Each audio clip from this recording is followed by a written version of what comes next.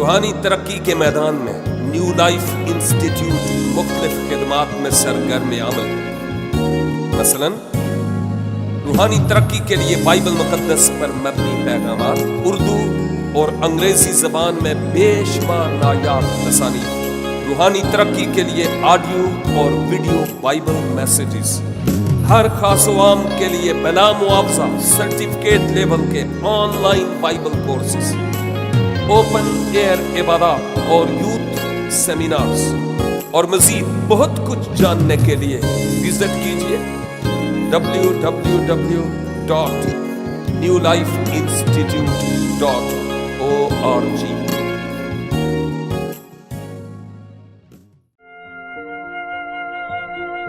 ये video message new life institute के हम खिदमत साथियों के बाहमी तावन से पेश किया जा रहा है।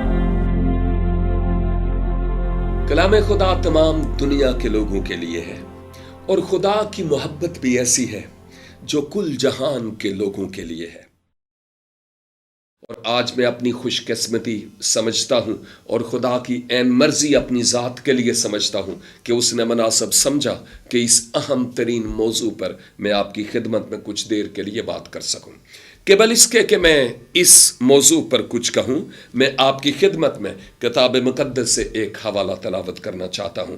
आप गौर से सुनिएगा कि मैं आपकी खिदमत में क्या पढ़ूंगा, क्योंकि इसी को बुनियाद बनाते हुए इस अहम तरीन मौजू से मुताल्लिक़ कुछ कहूंगा। इंजील मुकद्दस से कुरिन्थस के नाम लिखे गए पौलुस रसूल की मार्फत मुल्हम कलाम और उसके पहले खत और इसके 15 बाब और उसकी तीसरी और चौथी आयत को मैं आपकी खिदमत में रखता हूं। गौर से सुनिएगा। किताब मुकद्दस में यूं लिखा है, चुनांचे मैंने सबसे पहले तुमको वही बात पहुंचा दी जो मुझे पहुंची थी कि मसीह किताब मुकद्दस के मुताबिक हमारे गुनाहों के लिए मोआ और दफन हुआ और तीसरे दिन किताब मुकद्दस के मुताबिक जी उठा। दुआ है कि खुदावन तू जिसने अपने पाक रूह के वसीला से इस कलाम को मुल्हम फरमाया, आज इन आयात के समझने में तू हमारी मदद और रहनुमाई फरमा, यस्सु अल मसीह के वसीला से, आमीन। कलाम खुदा तमाम दुनिया के लोगों के लिए है और खुदा की मोहब्बत भी ऐसी है जो कुल जहान के लोगों के लिए है, खा वो मशरकी है या मगरबी, खा उसका स्किन कलर स्याह है या सफ़ेद, खा उसके बाल किस तरह के हैं। बात ये नहीं है खा वो अंग्रेज़ी बोलता है या पश्तो, अरबी बोलता है या पंजाबी, ये कोई बात नहीं है, क्योंकि खुदा हर एक शख्स से दिली तौर पर प्यार करता है। और मैं आपको बताना चाहता हूँ कि जन्नत अर्ज़ी यानी अदन में जब खुदा ने इंसान को रखा, बनाया खाकुल अर्ज़ से, और उसके बाद जब जन्नत अर्ज़ी में रखा तो खुदा ने इंसान को यह कहा कि तेरी और मेरी दोस्ती रहेगी बशर्ते कि तू उस शजरे ममनुआ का फल ना खाए जिसके खाने से मैंने तुम्हें मना फरमाया। मैं बात को मुख्तसर करते हुए यूं कहूंगा कि खुदा ने इंसान को कहा कि तू मेरे हुक्म को मानना, हुक्म अदुली ना करना। चुनांचे इंसान उस लूसीफर यानी अबलीस, जिसे शैतान भी कहते हैं, उसके पीछे लगकर वो कर बैठा जिसके करने से खुदा ने उसको मना किया था। और आप जानते हैं खुदा पाक है, इंसान गुनाहगार है, और अब गुनाह की हालत में खुदा इंसान के पास रह नहीं सकता था, जिस सबब से इंसान ने कोशिश की कि शजरे इंजीर के पत्तों से अपना नंग ढांपे और यूं अपना नंग ढांप कर खुदा से मुकम्मल तौर पर छिपा हो सके। उलमाए बाइबल बयान करते हैं, लगता है कि यह सबसे पहला मजहब था कि इंसान ने अपनी कोशिश से अपने नंग को ढांपने की कोशिश की, जो नाकाम हुआ। चुनांचे कादर मुतलक खुदा देख रहा था कि इंसान ने नाफरमानी की। कादर मुतलक खुदा इंसान को कड़ी से कड़ी सजा उसी वक्त दे सकता था, लेकिन खुदा मोहब्बत है। उसने इंसान को जब देखा कि वो शजरे इंजीर के पत्तों से अपना नंग ढांपता है, तो खुदा ने बजाते खुद किसी जानवर के ज़बह करने के जरिया से उसके स्किन से ایک جانور کی کھال سے انسان کے لیے پوشاک بنائی، کرتے بنائے، اور اس کے بعد وہ کرتے اس کو پہنا کر جنت ارضی یعنی جو زمین پر باغ عدن تھا، خدا کی حضوری، اس کو خارج کر دیا۔ اس کے پیچھے کئی وجوہ ہیں، لیکن میں بنیادی طور پر یہی کہوں گا کہ انسان گناہ کی حالت میں خدا کے حضور نہیں رہ سکتا تھا۔ چنانچہ انسان زمین پر گیا اور آگے حضرت آدم سے اولاد ہوتی چلی گئی، حضرت حابل اور قائن، اور جنہیں حابیل اور قابیل بھی کہا جاتا ہے، یہ پیدا ہوئے۔ ہم جانتے ہیں کہ گناہ نسل در نسل بڑھتا چلا گیا۔ حضرت قائن نے اپنے سگے بھائی حضرت حابیل کا قتل کر دیا، نسل اور بڑھتی چلی گئی حضرت قائن کی۔ حضرت نوح کا وقت آیا اور انسان اتنا زیادہ گمراہ ہو گیا کہ طوفان نوح کے سبب سے انسان کو صفحہ ہستی سے رب العزت نے مٹانا پڑا۔ اس کے بعد حضرت ابراہیم، جنہیں ہم بائبل کی زبان میں ابراہم کہتے ہیں، ان کا زمانہ آیا، اور حضرت لوط کے وقت سدوم اور عمورہ کی اقوام اتنی زیادہ بری ہو گئی کہ قادر مطلق کو آسمان سے گندک اور آگ کی بارش برسانا پڑا، اور یوں اس انسان کو وہاں سے صفحہ ہستی سے مٹانا پڑا۔ انسان اور زیادہ آگے بڑھتا چلا گیا، نسل در نسل، لیکن گناہ بھی توں بڑھتا چلا گیا۔ ایک وقت آیا کہ انسان کے پاس چونکہ قادر مطلق کی طرف سے تو کوئی شریعت تھی نہیں، ماسوا اس شریعت کے جو انسان کے ضمیر کی یعنی باطنی شریعت کی تھی، اور انسان کا ضمیر جو اس کو کہتا وہی انسان کرتا تھا۔ کیونکہ بعض اوقات میرے چند دوست مجھ سے پوچھتے ہیں کہ جی یہ جو تورات شریف ہے اس میں یہ لکھا ہوا ہے کہ حضرت لوط علیہ السلام نے اپنے ہی گھرانے میں اپنی ہی بیٹیوں کے ساتھ وہ کیا جو ناروا تھا۔ جی ہاں، واقعی لکھا ہوا ہے، لیکن اصل میں اس وقت شریعت موسوی نہیں تھی، ضمیر کا شریعت تھا، اور ضمیر نے جو کہا، جو چاہا اور جو کہا کہ کر دو وہ ہو گیا۔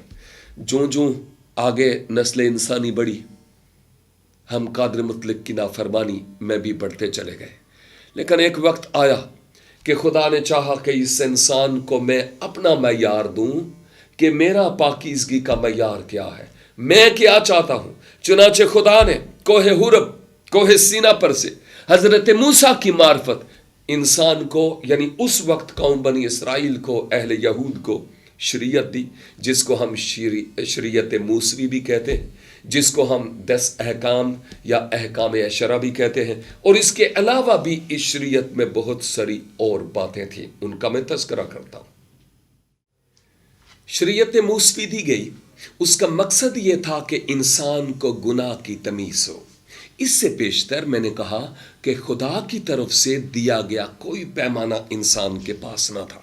چنانچہ جب شریعت موسوی یعنی تورات کی کتاب دی گئی تو اس کے مطابق انسان کو گناہ کی تمیز ہوئی ہے، کیا حلال ہے، کیا حرام ہے، بدی کیا ہوتی ہے، راستی کیا ہوتی ہے، گناہ کیا ہے اور نیکی کیا ہے۔ یہ تمام باتیں جب شریعت آئی تو اس نے ہمیں بتایا ہے، لیکن ایک ایسا وقت آیا کہ قادر مطلق خدا اس شریعت کے آئینے میں جب انسان کو دیکھتا ہے، مجھے اور آپ کو دیکھتا ہے، تو وہ کہہ اٹھتا ہے کہ شریعت کے دیے جانے کے باوجود انسان ناراض ہے۔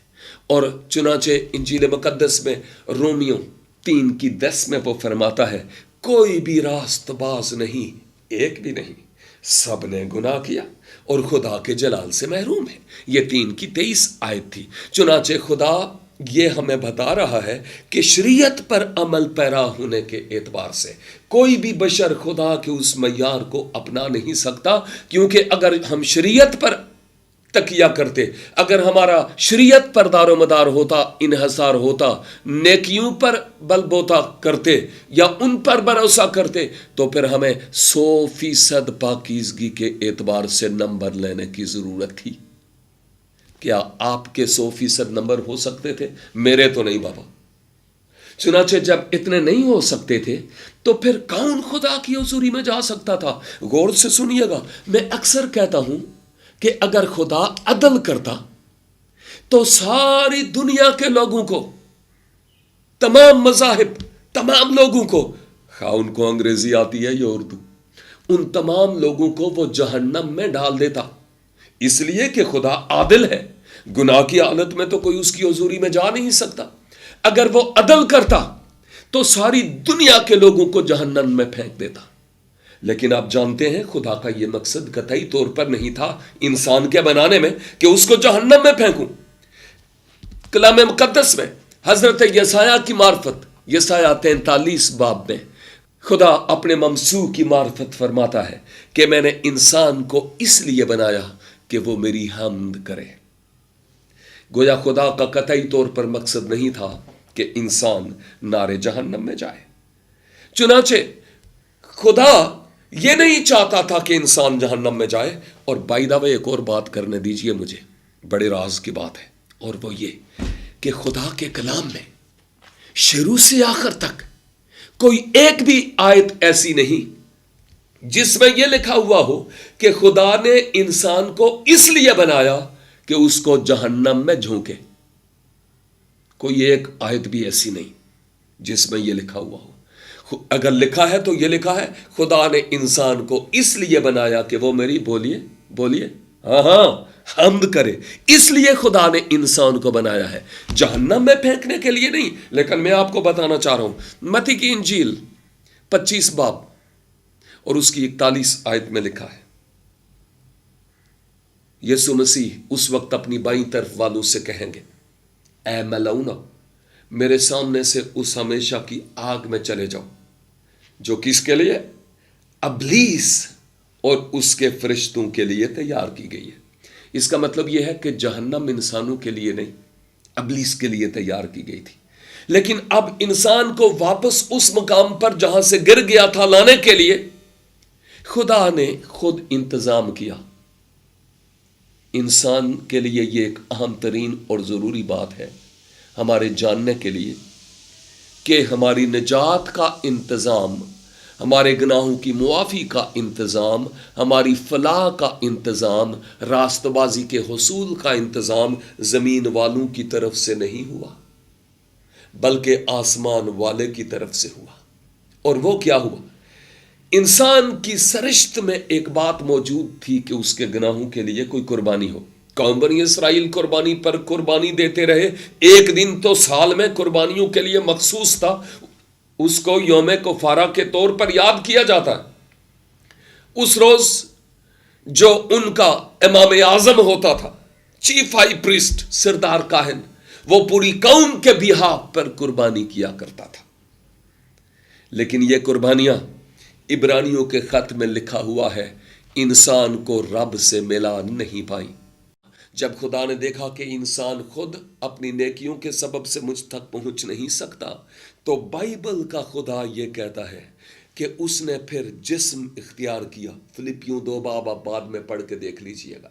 जिस्म इख्तियार किया और इंसानी सूरत में जिस्म इख्तियार करके इस दुनिया में आ गया। हजरत यूहन्ना की मार्फत मुलहम कलाम यानी यूहन्ना की मार्फत लिखी गई इंजील 1 बाब और उसकी 14 में लिखा है, और कलाम मुजस्सम हुआ और फजल और सच्चाई से मामूर होकर हमारे दरमियान रहा, और हमने उसका ऐसा जलाल देखा जैसा बाप के इकलौते का। उस एक शख्सियत को जो कलमतुल्लाह है, यानी इंजील मुकद्दस के मुताबिक जो जिस्म इख्तियार करके इस दुनिया में तशरीफ लाए, उनको हम उर्दू ज़बान की बाइबल के एतबार से यीशु मसीह कहते हैं। अरबी ज़बान में उनको ईसा अल मसीह या मसीह इब्न मरियम कहते हैं। इब्रानी ज़बान में उनको यहोशुआ कहते हैं। जब हम यूनानी ज़बान में देखते हैं तो उनको ख्रिस्तस कहते हैं। अंग्रेज़ी ज़बान में वो जीसस क्राइस्ट है। शख्सियत एक ही है। लेकिन मैं आपको यह बताना चाह रहा हूं उस अजीम शख्सियत के बारे में कि जब वो इस धरती पर तशरीफ़ लाते हैं, यानी खुदा खुद अपने कलमा में जिस्म इख्तियार करके इस दुनिया में तशरीफ़ लाता है, तो एक ख़ास मकसद था। वो मकसद क्या था? मरकस की इंजील और उसका 10 बाब और उसकी 45 आयत में आपने खुद फरमाया अपनी ज़ात के बारे में कि इब्ने आदम इसलिए नहीं आया कि खिदमत ले, बल्कि इसलिए कि खिदमत करे और अपनी जान बहुतेरों के बदले फिदिया में दे। जिस्म इख्तियार करके आने का मकसद उनके सामने था कि मैं क्यों आया हूं, और जब वो जिस्म इख्तियार करके इस दुनिया में आए तो वो जानते थे कि मैं गुनहगार इंसान के लिए अपनी जान देने के लिए आया हूं। जमीन पर आने में उनका खास मकसद और मिशन था। क्या आप भी जानते हैं कि आप इस जमीन पर क्यों हैं? क्या मकसद है इस जमीन पर आपका? मसीह यीशु ने अपने पैरोकारों को भी ये कहा कि इब्ने आदम इसलिए इस जमीन पर आया कि वो दुख उठाए, मसलूब हो और तीसरे दिन मुर्दों में से जी उठे। और ये बाई चांस नहीं हुआ। मैंने जो हवाला आपकी खिदमत में पढ़ा था, तलावत किया था, उस हवाले में भी ये लिखा था कि मसीह किताब मुकद्दस के मुताबिक हमारे गुनाहों के लिए मुआ। मतलब ये है कि अहद अतीक, जब पौलुस रसूल ने यह लिखा कि मसीह किताब मुकद्दस के मुताबिक हमारे गुनाहों के लिए मुआ, तो उस वक्त किताब मुकद्दस बाइबल नहीं थी, क्योंकि नया अहदनामा अभी तक तहरीरी सूरत में नहीं था। यह पुराने अहदनामे के बारे में बात हो रही है। इसका मतलब ये तौरात, जबूर, सहाइफुल अंबिया और उनमें जो नबुवतें पेश की गई हैं, उन नबुवतों के मुताबिक मसीह खुदावन मर गए, दफन हुए और जी उठे। रीजन ये था कि वो गुनाहगार इंसान के लिए खुदा के अजली प्लान और मंसूबे के मुताबिक मर गए, दफन हुए और उसके बाद जी उठे। चुनाचे जब आप आए आज से 2000 साल पहले सलीब कलवरी पर आप मसलूब किए गए, उसके बाद आप दफन हुए और फिर तीसरे दिन किताब मुकद्दस के मुताबिक आप मुर्दों में से जी उठे और आप आज भी जिंदा हैं। आपका दावा भी है बाइबल मुकद्दस की सबसे आखिरी किताब में कि मैं मर गया था, जिंदा हुआ हूं और अब्दुल्लाबाद जिंदा रहूंगा। और यह दावा सिर्फ और सिर्फ हुजूरुल मसीह का ही है जो यहां पर मैं देखता हूं। और एक और बात मैं आपको बताऊं, और वो ये कि अगर मसीहा हमारे गुनाहों के लिए मर जाते और मरे ही रहते, जी ना उठते, तो बाकी लोगों में और आप में जरा भी फर्क ना होता। चुनाचे आप जब जी उठे तो आपका जी उठना इस बात पर मोहर सबत करता है कि गुनाहगार इंसान की निजात का काम पाया तकमील तक पहुंचा है। अब जब गुनाहगार इंसान खुदा की तरफ से किए गए इंतजाम को कबूल करता है, यानी अपनी हार मान लेता है, यह कहता है ऐ पाक परवरदिगार मैं गुनाहगार हूं, मैं अपने गुनाहों से तौबा करता हूं, मुझे कबूल कर, मैं हुजूरुल मसीह पर ईमान लाता हूं कि वो मेरे गुनाहों के लिए मर गए, दफन हुए और फिर उसके बाद क्या हुआ? हाँ बोलिए, जी उठे। और फिर ये अगर कहा जाए खुदावन मेरे दिल में आइए, मैं अपना दिल खोलता हूं, मेरे दिल में आ, और उसके बाद अपनी जिंदगी अपने खुदाबंद के लिए गुजारें, तो हमारे गुनाहों की मुआफ़ी की यकीन दहानी हमें हासिल होती है बामुताबिक किताब मुकद्दस के। पहला यूहन्ना का खत पहला बाब और उसकी 9 आयत में लिखा है, अगर हम अपने गुनाहों का इकरार करें तो वो हमारे गुनाहों के मुआफ़ करने और हमें सारी नाराज़गी से पाक करने में सच्चा और आदल है। और मेरे अजीज़, खा आपका ताल्लुक किसी ही मज़हब से क्यों नहीं, खा आप पढ़े लिखे हैं या नहीं, खा आपका बहुत बड़ा पैसा है या नहीं है, ये कोई बात नहीं है, खुदा आपसे प्यार करता है। ये भेद की बात है, राज की बात मैं आपको बताना चाहता हूं। अभी और इसी वक्त इस स्क्रीन के आगे आप अपने सर झुका सकते हैं, अपना दिल अपने खुदावंद के हुजूर उंडेल सकते हैं, कह सकते हैं रब्बुल इज़्ज़त तेरा शुक्र हो कि मैं तो मुख्तलिफ तरह की कुर्बानियां गुजरानता रहा, लेकिन आज ये भेद खुला कि असल में कुर्बानी का इंतज़ाम तो तूने किया है ताकि मैं उस पर ईमान लाऊं और अपने गुनाहों की मुआफ़ी हासिल करूं। आप शुक्र अदा करें और उसकी तारीफ करें और उस पर ईमान लाएं। और मैं आपको बताना चाहता हूं कि फिर निजात आपकी है, फिर निजात आपकी है। हुजूर मसीह का मुर्दों में से जी उठना आपके लिए पुरमाना होगा। आप इसीलिए जी उठे ताकि उन पर ईमान लाने के सबब से जब हम इस दुनिया से चले जाएं तो आपकी आमद सानी पर हम भी मुर्दों में से जी उठे। हमारा निजात दहंदा, हमारा मुनज्जी खुदावंद यीशु मसीह आज भी जिंदा है। Thank you so much and God bless you.